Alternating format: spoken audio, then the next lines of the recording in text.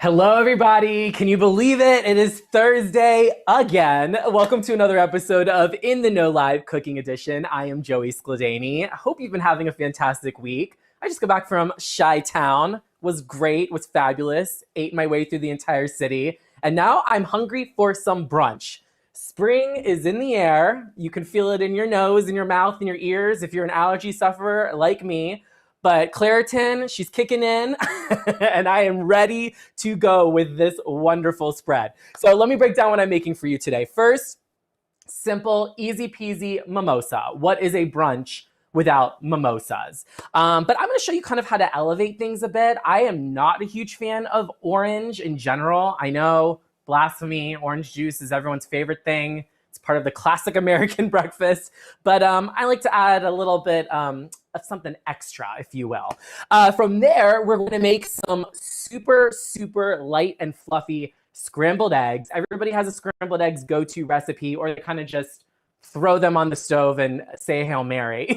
But I'm going to show you one quick secret ingredient that everybody has. It's readily available. That is going to make your scrambled eggs super guaranteed every time. And then I'm going to jazz it up with some of my favorite ingredients, some of which we've used on the show before. And you already know they're some of my favorites. But on top of fluffy scrambled eggs, yum!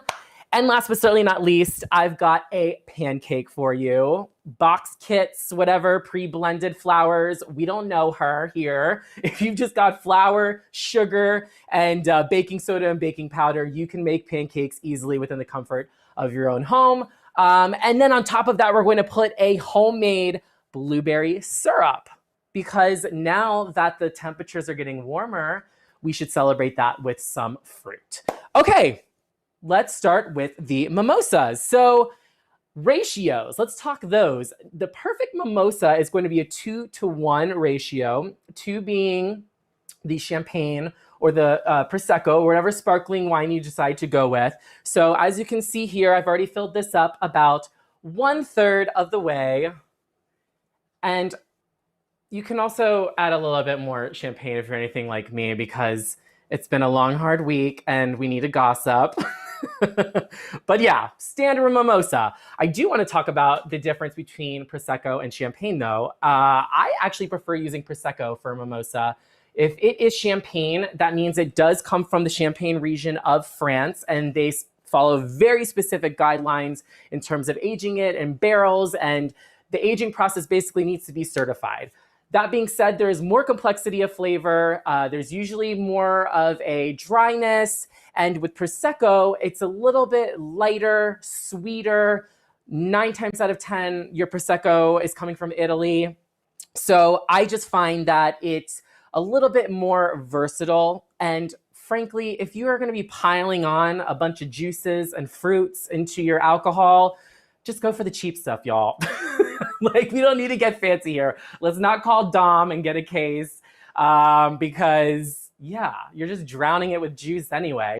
But I always recommend, obviously, a freshly squeezed orange juice. But to add a little bit more vitamin C, and yes, strawberries have more vitamin C than oranges. I'm just full of facts today, y'all. I'm just added some strawberries. I'm going to give it a quick blend in my NutriBullet. Super interactive. If I can reach. Nice and loud. And there you go. Experiment with any juice that you like. You can do grapefruit juice. Also, it's great to put fresh fruit on top as well. Pomegranate seeds, raspberries. Just pour that in. Again, we want to do the 1/3 of a way trick. And top it with some of your Prosecco or your Champagne. Oop! I knew it was... Cheers. I'm getting my Thirsty Thursday started early. Actually, I was pretty impressed that it didn't spill. And then we love a little garnish, because why not? You just add a little cut strawberry on top, and there you go. You can have your Sunday brunch. And the alcohol is present. All right, quick and easy, right? That's mimosas. Not really much else to it other than garnish and make it cute. Also, you can add liqueur. If you want to add an orange liqueur, that's fantastic. There's some elderflower liqueurs that adds a nice bitterness to it. Just experiment and maybe create a bar. That's a fun brunch idea. Have pitchers of orange juice or other juices and allow your guests to create their dream mimosa. Moving right along. Okay, I'm super excited about this because it's so simple. I actually just made this morning for breakfast. This is how I make my scrambled eggs every single day. Now, a lot of chefs, famous chefs, swear by their scrambled egg approaches. And they're frankly making things a little bit too complicated. Gordon Ramsay likes to add a little creme fraiche at the end. Alton Brown is really weird and adds mayonnaise. Haven't tried that technique yet. Martha Stewart is more about technique, which I'm going to explain to you as well. But all you need to add for the fluffiest scrambled eggs of your life is just water, folks. It's not that complicated. So I'm going to start out with just 3 eggs. And we moved the glam cam over here because I'll be doing a lot of cooking today. These are those nice, rich, orange, organic, free range. These chickens all have their private bedrooms, and it's the good type of yolk, y'all. And then you don't want to add any more than 1 tablespoon of water per egg, and you just pour it in. After I do that, let me just I have about a little pat of butter that I'm going to heat up and melt. You want this on medium-low heat. Now, the process of cooking light and fluffy eggs entails a low and slow pulling method, which I'm going to show you. So just heat up a little bit of butter. And the pan that I'm using today is our favorite. It's the Our Place Always pan. It can do literally everything. You can steam dumplings. It can fry. It can saute. I use it for everything. And I'm going to show you how. But yeah, medium-low heat. And then you just want to mix this up with a fork. And does the fork look familiar? It's the Rigby gold satin flatware that I'm obsessed with and I've used, I think, in every episode. So yeah, you just want to give it a mix. If you're just tuning in, this is In the Know Live cooking. And we started out with a little mimosa upgraded, and now I'm showing how to make the most fluffy scrambled eggs of all time. All right. Just want that to heat up. I'm going to set this aside. Now, a lot of people are like, why do you use water instead of milk? Why do you use water instead of the creme fraiche that Gordon Ramsay is obsessed with? It's very simple. Water steams things. So think about all of your favorite desserts and dishes that require a steaming method, or they're in a hot bath in your oven. That is because it's going to make things nice and fluffy. And pro tip also, if you're a fan of oatmeal, a lot of people, their instinct is to use milk and put it in the microwave or on the stovetop. Use water. You're going to have fluffier oats. All right. So this is nice and melted. And I'm just going to, oh, you know what? Where the hell did I put that? This yolk didn't mix all the way. There we go. It hid from me. All right. Just pour it right in. Beautiful. Also, how cute is this pan? It has its own little rest right here so that when you're not using the little spatula thingamajig, you can just rest it gently and all of the sauce, if something's really saucy, will actually drip off back into your pan.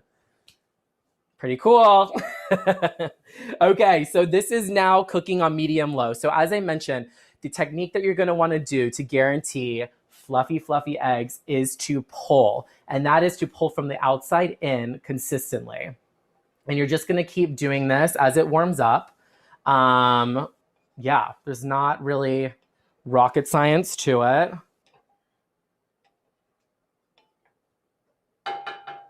Continue to allow it to heat. I almost put it on the rest after I just talked about how cute this function is. Oopsies. But yeah, continue to allow it to heat up a bit.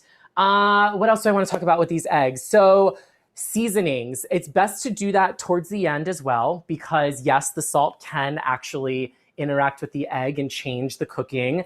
And cheeses, a lot of y'all like to put on a shredded cheese. That's also best for the end too, because trick number 2, other than utilizing water and pulling like this, see how we want long curds? The trick is to actually take the eggs off of the heat when they're 90% cooked, because eggs as a protein are already so light and delicate that they're going to continue cooking when they're removed from the heat. So I always say the 90% rule. You want them to be a little bit runny. See how this is just pulling inward? You want the long curds. I'm telling you, this is how you're gonna start making them every single morning. It's tried and true, and it almost tastes buttery, because when you add something like a milk or a cream, it takes away from the richness and the creaminess of the yolk, and the water technique really allows your eggs to shine. So these are almost done. Like, it's that easy peasy. Just break it up a little bit and keep pulling in. I can't wait to show you what I'm putting on top of it, because it's similar to what I put on an avocado toast a couple weeks ago, which was banging. All right, this is actually perfect. So take it off of the heat.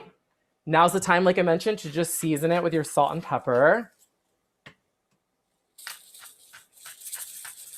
Perfect. And I'm grabbing one of my cook bowls that we use every week, bowl/plate. Again, if you want to invest in some plateware, white is the way to go, because it's going to show off all the pretty colors of whatever you're cooking. And I'm going to just scoop this out into my bowl.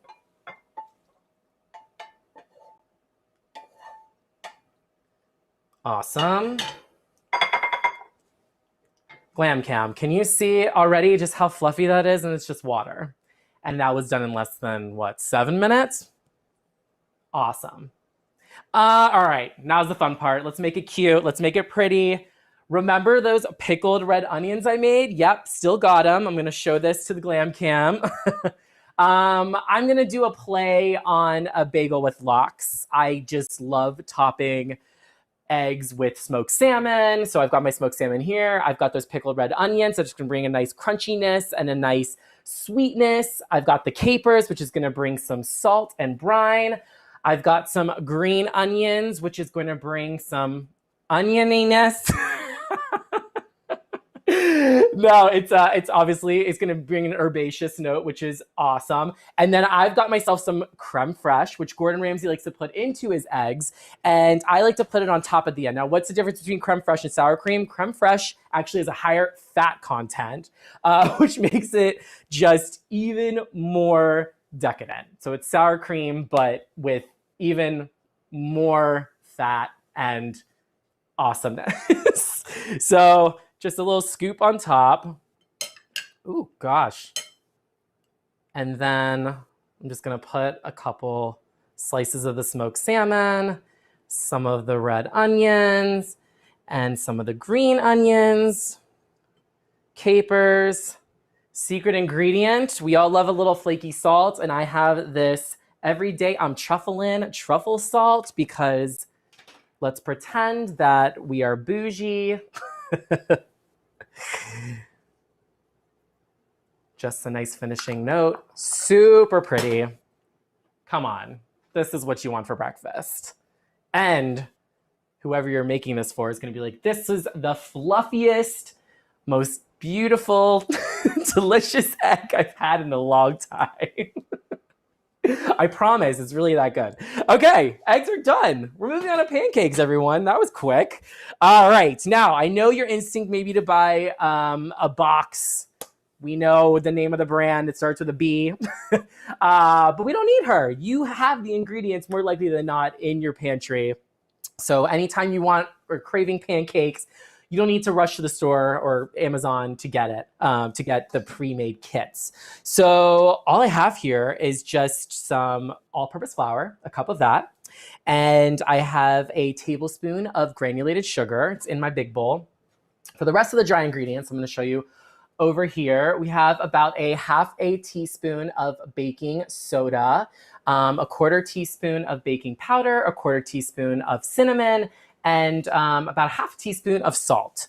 Again, we want to have that nice, sweet, salty balance, but still, this is ultimately just a dough, so nothing too overpowering other than maybe the cinnamon to bring some spice. And you just want to give that a quick mix. Now, what I'm actually going to do is quickly rinse off this pan because I want to start getting it hot. Because we're going to use it for our pancakes. Because I want to just show the versatility of it. And it's best to have a preheated situation. If you have a griddle, you can absolutely use that. Wow. I haven't cleaned this in a while. It's super easy. Need to use it more often. Okay. Now let's move on to our wet ingredients. We've got a little bit more than 3/4 a cup of buttermilk, 1 egg, got that nice, again, beautiful orange hue, half a teaspoon of vanilla extract, and 2 tablespoons of melted unsalted butter. Ooh, that almost slipped out of my hands, and that would not have been cute. Let me heat this too, like I said I was going to. You want it on medium-low because, I don't know, it's so funny. My dad, I hate overcooked pancakes. It's like a thing with me. My dad used to call my pancakes ghost pancakes because he would undercook them and they're just literally, they don't even have golden brown on them. They're just white, like this batter's gonna look like. But yeah, you just want to make sure it's medium-low because it's better to just be safe than sorry. You don't want anything burnt, which is actually what my dad prefers. We could not be more polar opposites when it comes to our palates. But yeah, you're gonna whisk in all of your wet ingredients like this. I feel like pancakes are also one of those, it must be one of the first recipes I learned how to make. It's definitely kid-friendly. There's a process, you know, and it's a good way to introduce them to the stovetop, especially, or if you've got like a griddle, like I mentioned, it's definitely a way to have them around something hot, but enforce really strict safety protocols.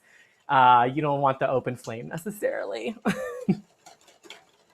Okay, wet ingredients done. Now what I'm going to do is put in my ingredients for the syrup and allow it to cook down. So I have one of these super busted old pans, saucepans. Everyone's got one, you know, it's like been torn up, but it is my tried and true pan that I use for everything. And in goes a cup of frozen blueberries, as well as half a cup of, or actually about a third of a cup of honey and half a cup of water. And I'm just gonna pour that right in. Make sure I scoop it out because I know the honey is trying to stick to the bottom, as it does.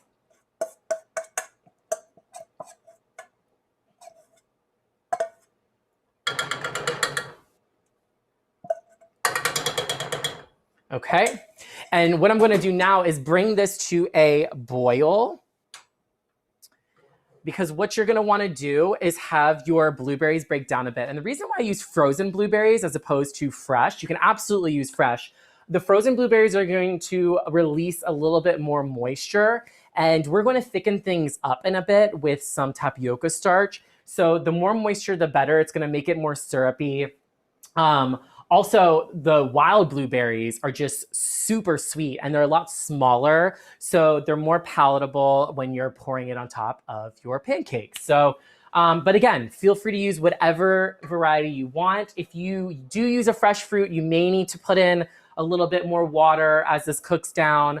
But again, totally up to you, customizable. I love a frozen wild blueberry, and you can absolutely use maple syrup too instead of honey if you want that maple flavor, but honey is great if you really just want the fruit to shine instead.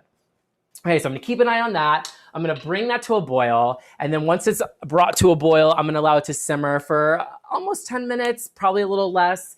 And from there, I'm going to add just half a lemon's worth of lemon juice and 2 teaspoons of tapioca starch. Now, a lot of people, all you do is just give this a nice mix. Keep forgetting I've got the glam cam in another corner. Now a lot of people wonder why cornstarch instead of tapioca starch. Now you can absolutely use cornstarch. You may need just a significantly less amount because cornstarch a little goes a long way. The great thing about tapioca starch though is that when you freeze it, if you freeze sauces like these, it's gonna last longer.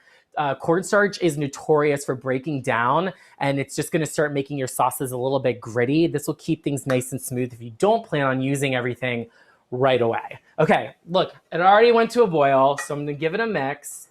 And then I'm just gonna put this on simmer.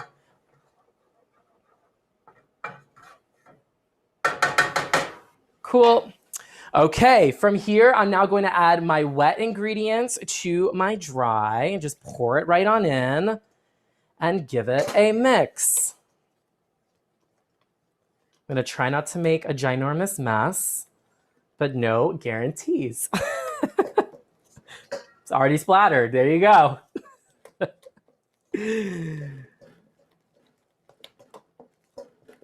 And you can feel free to experiment with the spices. You know, I just put in cinnamon, but put in a pumpkin spice blend if you're super basic like me. I mean, I'm on the cover of Basic Bitches.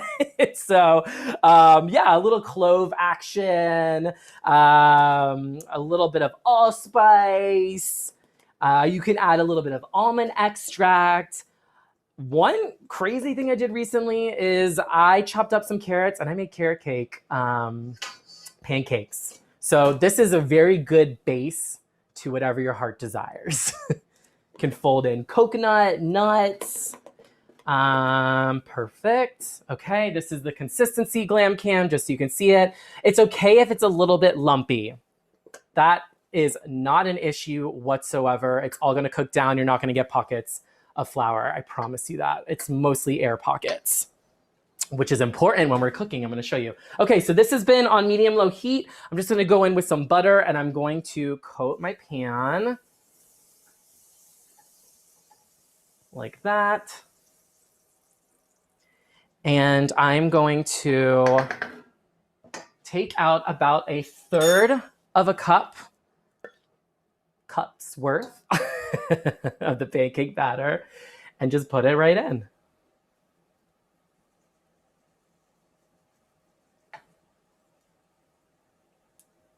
Same for this. You don't want it too runny and you don't want it too thick. Obviously, you want it nice in the middle. The way you're gonna tell that these are finished, you're gonna see those air bubbles that come from underneath. And when those air bubbles are pretty much uniform and you can do a little peeksy poo underneath to see if they're golden brown, that's when you know to give them a nice flip. Okay, I'm gonna introduce a little gadget here because apparently y'all love this. And these are clever tongs and they're 2-in-1 spatula tongs. And apparently they make flipping just so much easier. So let's flip out. But what I may do first is cheat it a bit and see if it's cooked. I don't see any of the air bubbles yet. But you can kind of do that. I'm sure you can see it on the camera just to cheat it and be like, oh yeah, it is cooking, cool. But yeah, we'll go back to that. In the meantime, what I want to do is keep stirring this syrup because while it is releasing fluid, some of them are going to evaporate because we did put water in, and you don't want too much of that liquid to disappear because then you would just have blueberries, and while that's great, it's not a syrup. You'll get more of like a jam or a jelly. It's not what we signed up for today. Okay, that's good. Staying on simmer. Should I go in with these? Apparently, if you're doing pancakes, you should not go like that. Whoopsies. Because it's obviously gonna fold them in half. Okay, I'm concerned. I'm concerned. Wait, actually it's working. Oh. I messed that up. They're cooked perfectly, but I burnt the side of my finger as I was doing it, and then I just flipped it. So spatula it is. For this one at least. But look, this is why this pan is so great, because it is so completely non-stick that you can just push it down and then you have yourself a pancake. Easy peasy if you mess up. All right, let's go to this one. Look at that. Golden brown, everybody. Golden brown, beautiful pancakes. And then probably about like 2 more minutes on that side. And while those are cooking, let's just, I probably want this sauce to sit a little bit longer and reduce, but in the interest of time, I'm going to show you what I would do, and that is to remove it from the heat. And then see this slurry that I have of the tapioca starch and the lemon juice. You're just going to pour it directly into your saucepan. And then you're going to give it a good stir and watch how this just thickens up almost instantly into a syrup. What's also great is that it's got that added lemon zing. And y'all know the flavor profile of lemon and blueberry is freaking amazing. So it's a great way to add that citrusy element without it being overpowering in your batter. If you were to add lemon zest, it's just a nice subtle note. And I've done this with lime juice and raspberries. So yeah, literally, sky's the limit here, folks. But see how it's now turning very syrupy. This is exactly the consistency that we want. Okay. Let's check our pancakes one more time. It looks like they're about done. Perfect. Now, I'm all about presentation, so if this were up to me and you had me for another half hour, I'd be making 10 more. We'd be doing these giant stacks and having a competition like Jenga to see how far up we can go. Praying they don't collapse. But let's plate this bad boy. All right. Sorry, I keep forgetting that's there. Just put them right on top of each other. Love it. Heat's off. And then now I'm going to go in with this syrup. I'm going to try to get some with the wooden spoon and just pour it right on top. I think I need an actual spoon to get the syrupy portion. So let me grab that without burning myself like I did there, trying to flip with the clever tongs, which apparently are only for clever people, and I was not clever in that moment. I was a disaster, admittedly. They're a top seller, though. I think it just requires someone who actually is not impatient. Look at that. Beautiful. And it's got that nice shiny glaze. Gorgeous. Gorge, gorge, gorge. Now, ways to upgrade this. You can obviously add some shredded coconut, nuts, as I mentioned before. Anything that you would think to put in a batter, you can just put on top as a garnish, and it'll make it super beautiful. Now let's do a little side by side so you can see both dishes. Look at that. Eggs, pancakes, all less than 30 minutes. So you're in charge of brunch this weekend. I'm holding you to it. I want to see pictures tagged. Tag In The Know. And if you need this recipe, feel free to go to intheknow.com. They've got a bunch of other recipes. We have links to all of our past episodes. Everything's quick, simple, easy, much like today.